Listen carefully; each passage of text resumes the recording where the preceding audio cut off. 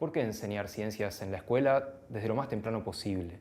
Por muchas razones. Por un lado, porque tenemos el mejor material humano sobre el cual enseñar, sobre el cual compartir el conocimiento científico, y son los pibes. Los pibes son cientifiquitos, son científicos en potencia, y además está muy demostrado por varias investigaciones que es el momento en el cual se comienzan a bosquejar las vocaciones. Si uno le pregunta a un científico profesional cuándo imaginó que iba a ser científico, la mayoría contestan hacia los 12 años, o sea, hacia el final de la escuela primaria. Si abandonamos esas vocaciones en germinación, estamos abandonando un material humano precioso que nuestro país necesita, que nuestros países necesitan. Tenemos pocos científicos, pocos tecnólogos, y está más que claro que en este momento el desarrollo de un país se basa en su conocimiento científico y tecnológico. Abandonar la enseñanza básica de la ciencia significa perder el mayor capital humano que tenemos, que son los futuros científicos.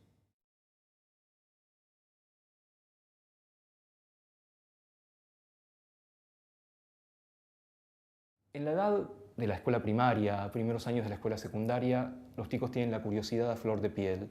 Y la escuela, que debiera fomentar esa curiosidad, tiende a barrerla debajo de la alfombra. Tiende a decir, no, para esa pregunta es importante, pero la vamos a ver después. Y es ese el momento para esa pregunta, que en la mayoría de los casos es una pregunta científica. No es simplemente una pregunta descriptiva de cómo es el ala de una mariposa, o quiero ver por la lupa, o quiero abrir un sapo a ver qué hay adentro. Hay algo más en las preguntas de los chicos. Hay un pensamiento científico latente de cómo funciona, de qué pasa si modifico esto, qué pasa si agrego un poco del otro, y eso es ciencia. Y la escuela no suele ocuparse de esa vertiente de la ciencia. Suele ocuparse, y bien que lo hace, del currículum, del programa, de las cuestiones pragmáticas y formativas estándar, pero no de la ciencia, no del pensamiento científico. O sea que evita que se desarrolle una manera muy importante, muy fundamental de pensar para los chicos. Hagan lo que hagan, que después sean lo que quieran ser y si no, que no sean nada, pero hagan lo que hagan, ese pensamiento científico, si no se comienza en la escuela, no se comienza. Y finalmente nos perdemos nuevamente, no en este caso de vocaciones científicas, sino de personas con un pensamiento racional, que tanto lo necesitamos.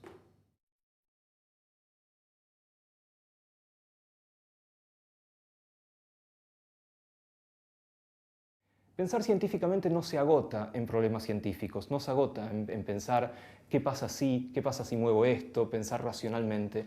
Es una forma de mirar el mundo desde todas sus vertientes, no solamente en la ciencia. En el fondo no es formar científicos, formar mejores alumnos, en el fondo es formar mejores personas.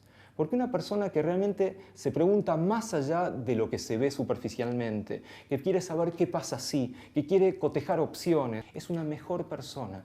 Y además de que necesitamos chicos mejor formados, necesitamos seguir teniendo mejores personas. Y la ciencia, aunque parezca paradójico, sirve para eso, sirve para que seamos mejores.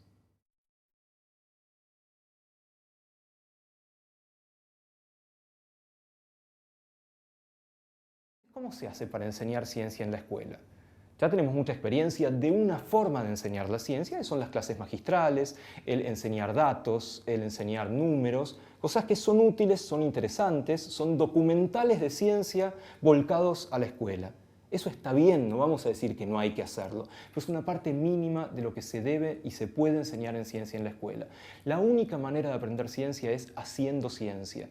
Y uno piensa, bueno, ¿cómo hacer ciencia en la escuela? Uno no tiene aparatos sofisticados, no tiene tal vez un laboratorio en la escuela que le permita hacer experimentos como los que uno imagina que deben hacer los científicos. Eso es la investigación profesional, eso no es aprender ciencia. Aprender ciencia haciendo ciencia significa poner manos a la obra con las preguntas a veces más sencillas que a veces vienen de los alumnos y vienen guiadas por el docente que tiene que sentirse muy seguro con esto.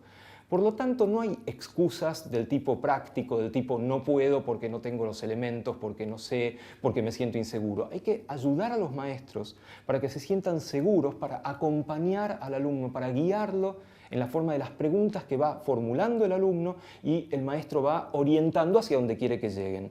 Esto es difícil, no estamos diciendo esto se hace de un día para otro, porque la formación de los maestros no apunta hacia ese lado, apunta hacia una enseñanza enciclopédica, magistral, que es lo que hemos tenido hasta ahora en la mayoría de los casos. Por supuesto hay excelentes excepciones. Tenemos que modificar de raíz la manera en la cual se enseña ciencia en la escuela y se forma a los profesores de ciencias. Tenemos que también lograr que los profesores de ciencia sean curiosos, se formulen preguntas y transmitan estas preguntas, sean el ejemplo, sean lo que deslumbre al alumno para guiarlos. Guiarlos con elementos sencillos que hay que proveer, por supuesto, porque el alumno no puede simplemente decir, bueno, tengo que hacer tal circuito, o tengo que mirar tal hoja o mirar tal bicho, pero si no lo tengo no puedo hacer nada. Esto no es hablar de microscopios electrónicos o centrífugas, sino de hablar de cuestiones tangibles que se pueden tener en el aula y el maestro tiene que manejar de manera de guiar al alumno por este recorrido científico. De esa manera vamos a estar haciendo ciencia en el aula, vamos a estar deslumbrando a los alumnos, maravillándolos, que es lo que necesitan para incentivarse y continuar su búsqueda de preguntas. Nuevamente, para ser mejores personas y eventualmente mejores científicos.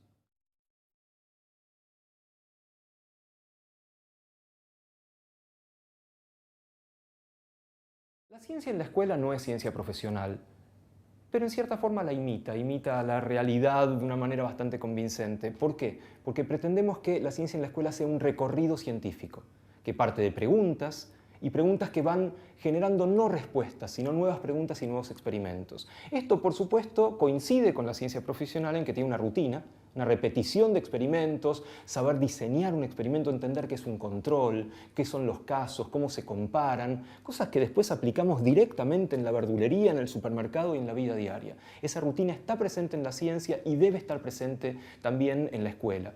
Pero además de la rutina, en la ciencia está muy presente la creatividad. El entender que las preguntas requieren un desarrollo creativo. No es lo mismo hacer una pregunta y decir, bueno, eso es trivial, voy a hacer un experimento cualquiera por sí o por no. Eso no es ciencia. La ciencia no es trivial en la mayoría de los casos.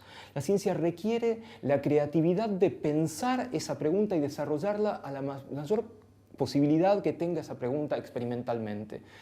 En esto la ciencia se parece mucho a otros órdenes de la vida que tal vez no pensamos que es de esa manera. Se parece al arte, que también conjuga creatividad con rutina. ¿Y por qué no meter una perspectiva artística, una perspectiva de creatividad en la ciencia en el aula? De esa manera vamos a lograr que los alumnos acompañen esa sensación de eureka, esa sensación de mandíbula caída mucho más fuertemente. Porque si les damos todo cocinado, les damos la pregunta, la metodología y bueno, el resultado es este, si no te dio es que te dio mal, no estamos enseñando ciencia, estamos enseñando otra cosa que no sé qué es, pero no sirve. Sé que nos sirve. Si logramos que desarrollen esa capacidad de formular preguntas y esa capacidad de diseñar experimentos creativamente y los acompañamos, si del alumno surge, bueno, pero necesito tal elemento, bueno, te lo proveo tal elemento, pero pensemos para qué lo vas a usar, pensemos cómo vas a diseñar ese experimento que tiene que terminar en otra pregunta. Esto es paradójico, ¿no? Uno piensa que uno se hace una pregunta y tiene que cerrar una puerta. Ya está, contesté esa pregunta, me dedico a otra cosa. La ciencia no funciona de esa manera. Y esto no es sencillo de comprender ni para los profes, ni para los alumnos, ni para una persona en general. Una buena pregunta científica contestada creativamente me abre una nueva pregunta. Y eso es lo maravilloso que tiene la ciencia profesional y es lo que tenemos que importar a la ciencia en el aula.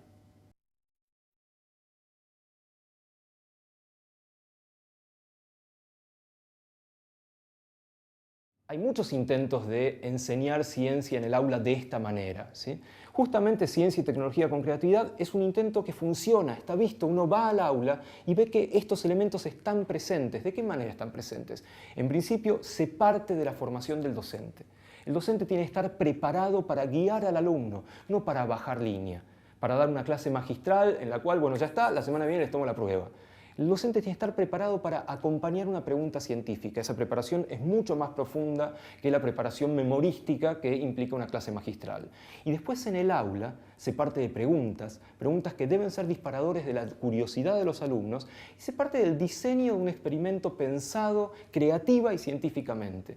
Uno no da todos los elementos en el aula, en la unidad, para realizar ese experimento. Diseña el experimento conjuntamente con los alumnos, guiándolos hacia lo que uno viene preparado de antemano. Entonces, diseña el experimento de manera que los alumnos entiendan qué es una comparación científica, qué es un control, qué elementos necesitan para este análisis, le brinda en la medida que van siendo necesarios los elementos concretos, que se necesitan para la ciencia. La ciencia finalmente es una extensión de nuestros sentidos. Nosotros entendemos al mundo por nuestros sentidos básicos, pero no alcanzan para ver lo pequeño o para ver lo grande o para sensar algo químico que nuestros sentidos no alcanzan. Entonces, ¿dónde ayuda la tecnología creativamente para esto? Brindando los elementos para agrandar lo pequeño, para acercar lo que está muy lejos, para sensar algo químico o algo olfativo, algo que está en el aire o en el agua que nuestros sentidos no alcanzan. Y para esto el maestro debe estar preparado con los elementos tecnológicos adecuados que respondan a sus fines. Si para sus fines no necesita un laboratorio con todo el equipamiento que finalmente no termina usando, pero sí necesita los elementos básicos, una lupa, imanes, un circuito eléctrico, algún organismo biológico que realmente requiera para entender ese proceso, eso es lo que CTC brinda. Brinda los elementos adecuados para esta manera de entender el recorrido científico y no el experimento por sí mismo. La observación de un experimento es impagable, no hay nada que pueda reemplazar un experimento, ninguna palabra puede reemplazar el modificar esto, agrego un poco de esto, agrego del otro, doy vuelta a la pila, agrando la lupa, le agrego un poco de bicarbonato de sodio o lo que fuera y algo cambia. Eso es impagable, ¿sí? En ese sentido, la enseñanza de la ciencia no ha avanzado demasiado con respecto a la germinación del poroto o, como decían John Lennon y Yoko Ono, plantar una bellota y ver cómo crece. Porque ese es el camino del descubrimiento científico, mirar ayudado por la tecnología que te ayuda a mirar de otra manera. Y eso es hacer ciencia, tanto en un laboratorio profesional como lo que nos ocupa, hacerla en el aula.